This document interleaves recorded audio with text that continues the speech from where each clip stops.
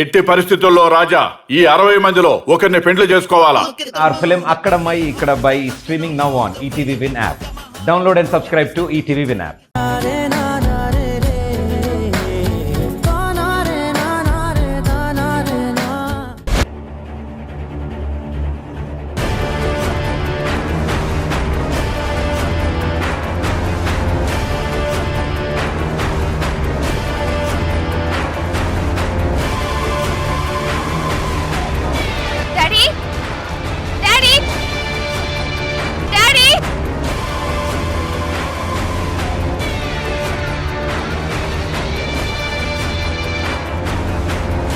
అమ్మా సృజన,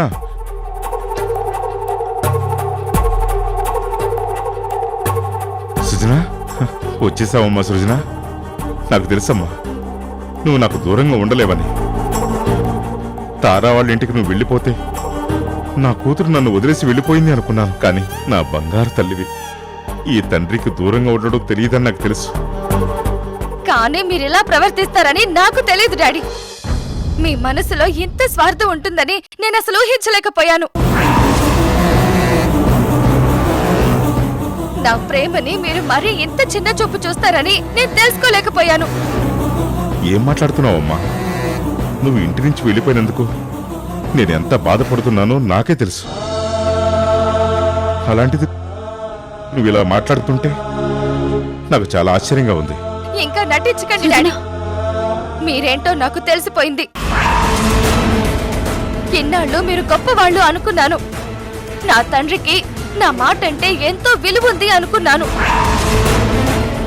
అమ్మ లేకున్నా అన్నీ మీరే నన్ను చూసుకున్నారు.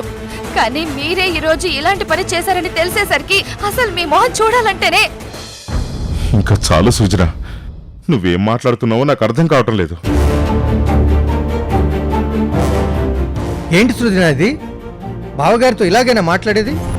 ఆయన నీ తండ్రిని మర్చిపోతున్నావా? తండ్రి అని గుర్తున్నారు కాబట్టే ఇలాంటి పని ఎందుకు చేశారు అని నిలదీయడానికి వచ్చాను. సృజన, మీ నాన్నగారితో మాట్లాడేటప్పుడు 1కి 10 సార్లు ఆలోచించుకొని మాట్లాడాలి. ఇలా అంటే ఆయన ఎంత బాధపడతారు. మరి ఆయన చేసిన పనికి నేనెంత బాధపడతాను? నా మనసు ఎంత రగిలిపోతుంది. అది నీకు అవసరం లేదా? మనసు అనేది ఆయనకే ఉందా, నాకు లేదా? ఈ నిందలో నేను భరించలేకపోతున్నాను. అసలు ఏం జరిగిందో చెప్పమ్మా. సార్, మేమందరం కోర్టుకు వెళ్ళాం సార్. అక్కడ గోపి మీద హత్య ప్రయత్నం జరిగింది.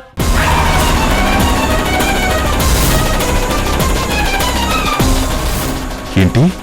కోర్టులో గోపి మీద హత్య ప్రయత్నం జరిగిందా? నేను నమ్మలేకపోతున్నానమ్మా. చేయించిందే మీరైనప్పుడు నమ్మకపోవడానికి ఏముంది డాడీ?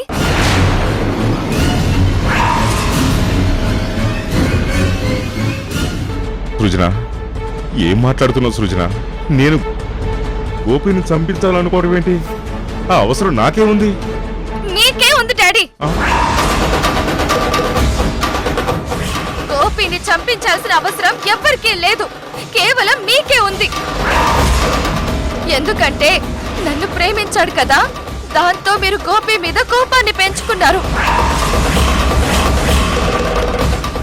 గోపికి నేను మనసిచ్చాను కదా, అందుకే తనకి మీరు మరణ శిక్ష విధించాలి అనుకున్నారు. గోపితో నేను జీవితాంతం కలిసి నడవాలి అనుకున్నాను కదా, అది మీ మనసులో పెట్టుకుని గోపిని మట్టిలో కలిపేయాలి అనుకున్నారు. అమ్మా, ఇదే కదా మీరు నిర్ణయించుకున్నది. అది మీకు మీ కూతురి మీద ప్రేమ అనిపించుకోదు, గోపి మీద పగ అనిపిస్తుంది. గోపిని చంపడానికి మీరు ఇంతకు దిగజారుతారని నేను అసలు ఊహించలేకపోయాను. సృజన,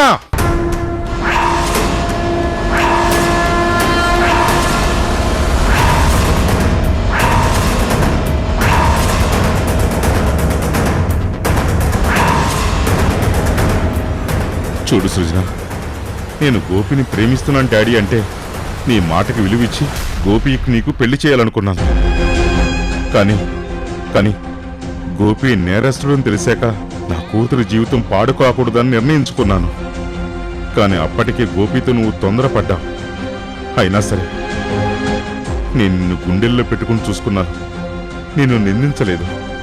కానీ ఈరోజు నా మీద ఇలాంటి నిందలు వేస్తుంటే భరించటం చాలా కష్టంగా ఉందమ్మా. సార్, కోర్టులో గోపి మీద హత్య ప్రయత్నం జరగడం నిజం. చివరి నిమిషంలో నేను ఇంద్రగారు అలర్ట్ అయ్యాం కాబట్టి గోపికి ఏం కాకుండా కాపాడుకోగలిగాము. ఇంద్ర ఆ వ్యక్తిని పట్టుకునేసరికి ఈ హత్య ప్రయత్నం మీరే చేయించారని చెప్పి పారిపోయాడు. ఏంటి తారా ఇది? దాన్ని నువ్వు కూడా నమ్ముతున్నావా? నేను అంతకు దిగజారుతానని నువ్వు కూడా అనుకుంటున్నావా? గోపి మీద నాకు కోపం ఉండొచ్చు, గోపితో నా కూతురికి ఎలాంటి బంధం ఉండకూడదని కోరుకుని ఉండొచ్చు, కానీ ప్రాణాలు తీయాలనుకునేంత నీచానికి నేను ఎప్పుడూ దిగజారలేదమ్మా. బావగారు, చిన్నపిల్ల తనేదో తెలియక మాట్లాడుతుంటే మీరెందుకు అంతలా ఫీల్ అవుతున్నారు?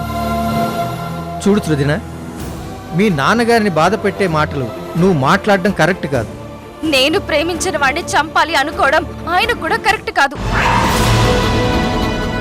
అది ఆయన చేయలేదని చెప్తున్నారు కదా, ఇంకెందుకు పదే పదే అదే మాటలు మాట్లాడుతున్నావు? చూడు సార్ ఎంత బాధపడుతున్నారో.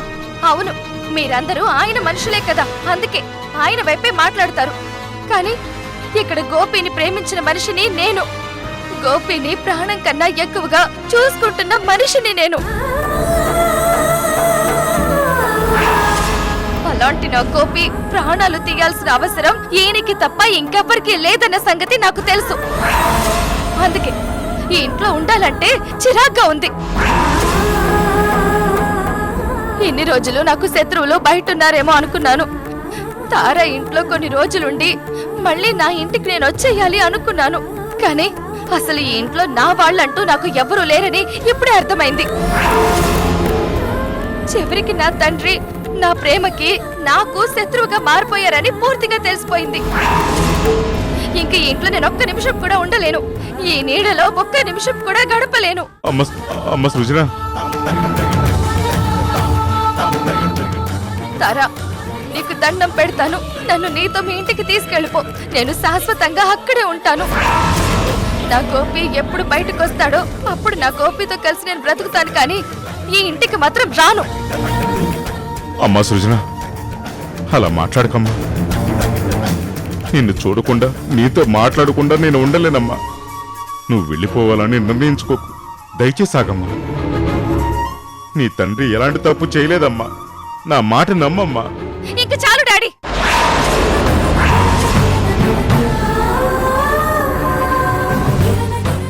ఇన్ని రోజులు మీరు మంచి వాళ్ళు అనుకున్నాను, కానీ మంచి వాళ్ళ నటిస్తున్నారని ఇప్పుడే తెలిసింది. మీ నిజ స్వరూపం తెలిసాక కూడా ఇంకా నా ముందు నటించాలని ప్రయత్నించకండి. నేను వెళ్తున్నాను. అమ్మా సృజన, సృజన, నా మాట వినమ్మా, వెళ్ళొద్దమ్మా. ఆగమ్మా. మావయ్య, తను వెళ్ళాలని నిర్ణయించుకున్నాక మీరు ఆపాలని ప్రయత్నించకండి. మీ మాట కూడా విననని చెప్పింది కదా. ఈ ఇంట్లో ఉండలేను అని తన నిర్ణయం ఏంటో మీకే చెప్పేసింది కదా. ఇంకా ఎందుకు ఆపాలనుకుంటున్నారు? వెళ్తాను అంటోంది కదా, వెళ్ళనివ్వండి. తల్లి తల్లి నా చిట్టి తల్లి, నా ప్రాణాలే పోయాయమ్మా. నువ్వే లేని లోకాన నేను శవమల్లే మిగిలానమ్మా. నా ఇంట నువ్వుంటే మాయమ్మె ఉందంటూ ప్రతిరోజు మురిసేనమ్మా. ఏ జన్మలో పాపమే నేను చేశాను, ఈ శిక్షే వేశావమ్మా. తల్లి తల్లి చూసేవా మోహన్, నా కూతురు నన్ను ఎన్ని మాటలు అందో. నేను తను ప్రేమించిన వాడిని చంపాలి అనుకున్నానని నా కూతురు నా మీద నిందలు వేసింది. నా కూతురు నా గురించి ఇలాంటి అభిప్రాయానికి వస్తుందని నేను కల్లో కూడా ఊహించలేదు మోహన్. మావయ్య, కూతురి ప్రేమను ఏ తండ్రి ఒప్పుకోడు. చాలా మంది వ్యతిరేకిస్తారు, కొంతమంది తల వంచి పెళ్లిళ్లు చేస్తారు, కొంతమంది మాత్రమే ఇలా పరువు కోసం హత్యలు చేయించాలి అనుకుంటారు. నువ్వలా ఎందుకు ఆలోచించవు? ఏంట్రా నువ్వనేది? అంటే నువ్వు కూడా నన్ను నమ్మట్లేదా? నేను మరీ అంత మూర్ఖుని కాదురా.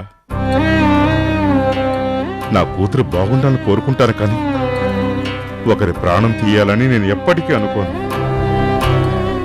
ఇది ఎలా జరిగిందో, ఎవరు చేయించి నా పేరు చెప్తున్నారో కూడా నాకు తెలియదురా. సరే మావయ్య, అది నేను తెలుసుకుంటాను. మీరు ఇదేది మనసులో పెట్టుకోకండి. ప్రస్తుతానికి సృజన కోపంగా ఉంది కాబట్టి మీరు వదిలేయండి. కోపం తగ్గాక తనను ఎలా తీసుకురావాలో నేను చూస్తాను. శ్రీకర్, ఈ విషయాన్ని మాత్రం అంత తేలిగ్గా వదలొద్దు. ఎవరు చేసి నా పేరు చెప్పారో నా కూతురికి నాకు గొడవ పెట్టారు. వాళ్ళెవరో తెలిస్తే నా చేతులతో నేను అప్పుడు నిజంగానే చంపేస్తాను. మావయ్య, ఇప్పుడు అసలే పరిస్థితులు బాగోలేవు. మీరిలా ఆవేశపడి మీ ఆరోగ్యం పాడు చేసుకోకండి. మీరు కొన్నాళ్ళు మౌనంగా ఉండండి. ఏం జరుగుతుందో నేను చూస్తాను కదా. దోషులెవరో నేను బయట పెడతాను కదా. ఒరే శ్రీకర్, నేను నిన్ను నమ్ముతానురా. నా తప్పు లేదని నిరూపించాలి. అలాగే మావయ్య, తప్పకుండా.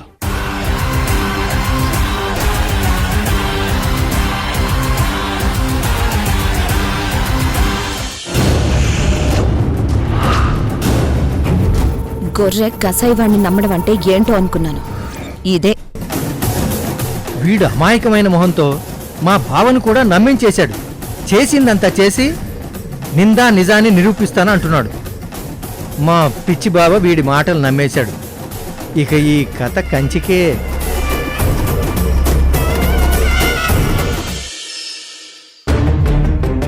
వాళ్ళిద్దరూ తప్పించుకున్నారు కాబట్టి ఆదిత్య గారు ప్రస్తుతానికి తప్పించుకున్నారు. ఆదిత్య మౌర్య గారిని నా చేతులతోనే నేను అరెస్ట్ చేసి జైలుకు పంపించేదాన్ని. సృజన, మధ్యాహ్నం నుంచి నువ్వేమీ తినలేదు. ఇంతసేపు ఇలా ఆకలితో ఉండకూడదు. ఇప్పటికైనా భోజనం తిను.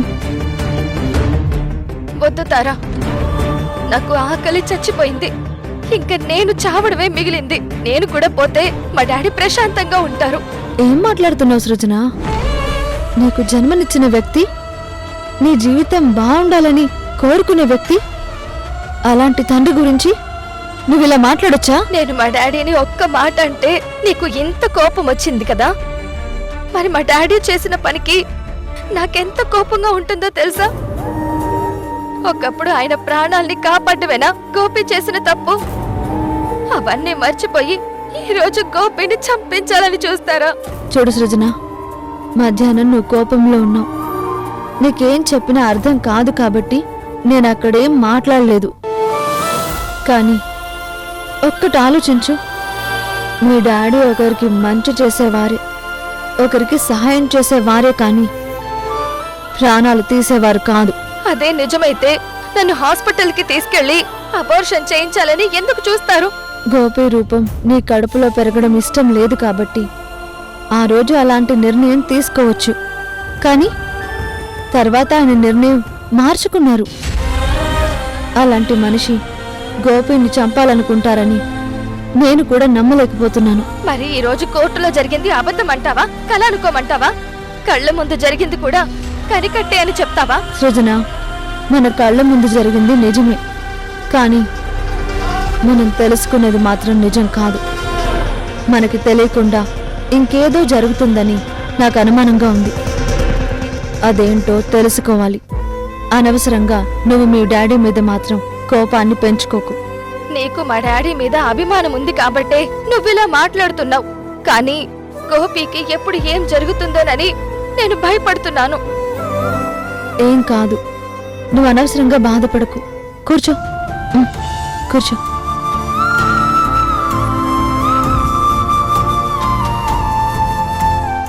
ముందు తిను.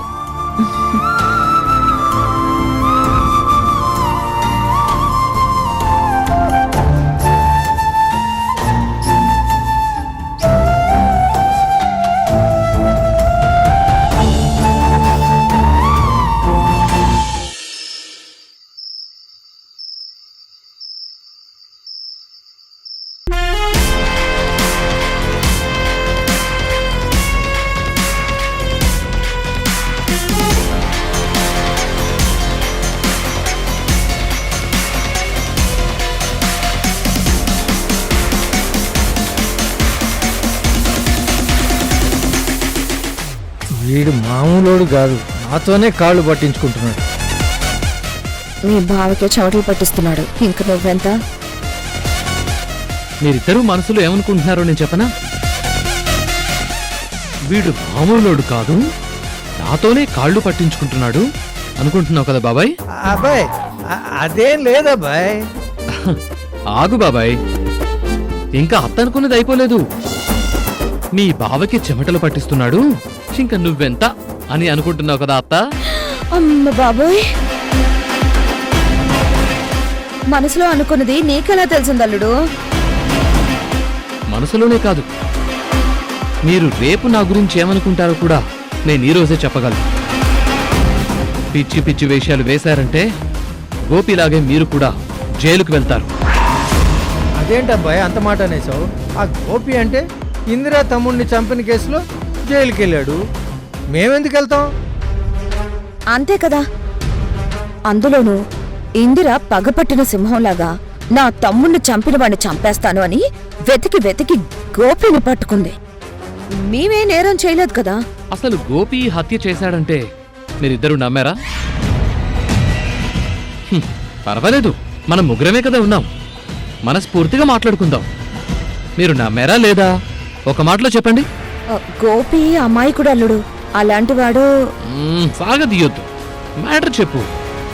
అదే అమాయకంగా ఉండే గోపి ఆ బద్రిని చంపాడంటే ఎందుకో నమ్మబుద్ధి కావడం లేదబ్బాయి. కానీ ఇది నిజమని ఇందిర చెప్తుంది, నేనే తప్పు చేయలేదని గోపి చెప్తున్నాడు. ఎవరి మాట నమ్మాలో మా ఇద్దరికీ అర్థం కావడం లేదబ్బాయి. ఇందులో అర్థం కావడానికి ఏముంది? పాపం ఇన్ని రోజులు మనతోనే ఉన్నాడు కదా, గోపి మాట నమ్మేస్తే సరిపోతుంది కదా. గోపి మాట నమ్మడం ఏంటి అల్లుడు? గోపి చంపాడని ఇందిర చెప్తుంది కదా. ఇందిర చెప్పింది నిజం కాదు, గోపి చంపలేదు. ఆ నిజం నాకు తెలుసు కదా.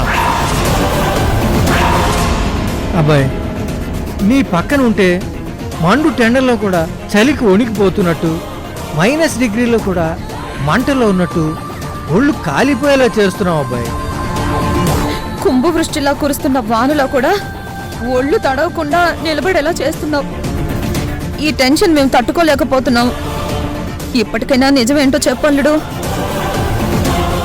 సరే బాబాయ్, మీరిద్దరూ నాకు కావలసిన వాళ్ళు కాబట్టి మీకు నిజం చెప్పేస్తున్నా. ఇటండి ఇటండి రండి. పాపం గోపి హత్య చేయలేదు, గోపిని చాలా తెలివిగా ఒకడు ఇరికించాడు. ఎవరు?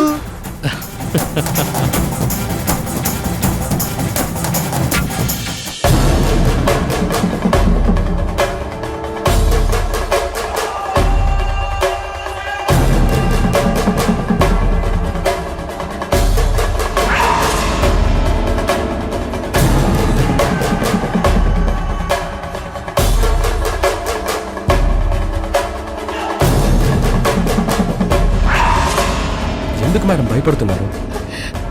ఎలాగో తోసేశాం కాబట్టి ఎలాంటి పరిస్థితుల్లో వాడు రాలేడు.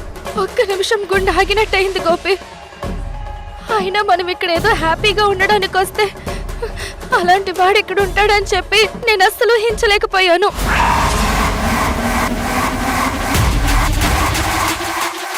రే గోపి, నువ్వు సృజన ఇలా ఒంటరిగా వచ్చారని తెలిసినప్పుడే నా గుండె రగిలిపోయింది. నువ్వు సృజనకి ఎక్కడ దగ్గరైపోతావో అని మిమ్మల్ని వెతుక్కుంటూ నేనిక్కడికి వచ్చాను. కానీ ఆ ఐడియట్ బద్రిగాడు నా సృజనను తాకాడు, తనని బలవంతం చేయాలని చూశాడు. నేను ప్రేమిస్తున్న నా సృజన ఒంటి మీద నేను తప్ప ఇంకెవ్వడు చెయ్యేసినా వాళ్ళంతా చూడాలనుకుంటాను. అలాంటిది వాడు నా సృజనని ఈరోజు బలాత్కరించబోయాడు. వాణ్ణంత తేలిగ్గా వదలను. వాడు ఇంద్ర తమ్ముడైనా దేవేంద్రుడి కొడుకైనా నేను వాణ్ణి వదిలే ప్రసక్తే లేదు. ఎప్పుడైతే వాడు నా సృజనని కోరుకున్నాడో ఆ క్షణమే వాడికి 100 ఏళ్ళు నిండిపోయాయి. రే బద్రి, వస్తున్నాన్రా.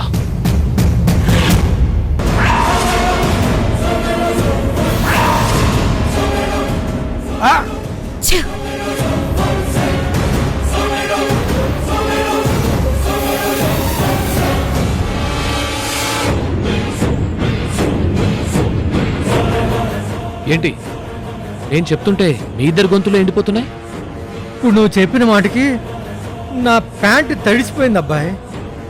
ఆ తర్వాత ఏం జరిగిందో కొంచెం తొందరగా చెప్పు అబ్బాయి. ఇన్ని రోజులు ఏదో జరిగిందని మేము అనుకున్నాం, కానీ ఇక్కడ మేము అనుకున్నది కాకుండా అంతకు మించి ఇంకేదో జరిగిందని నువ్వు చెప్తున్నావు.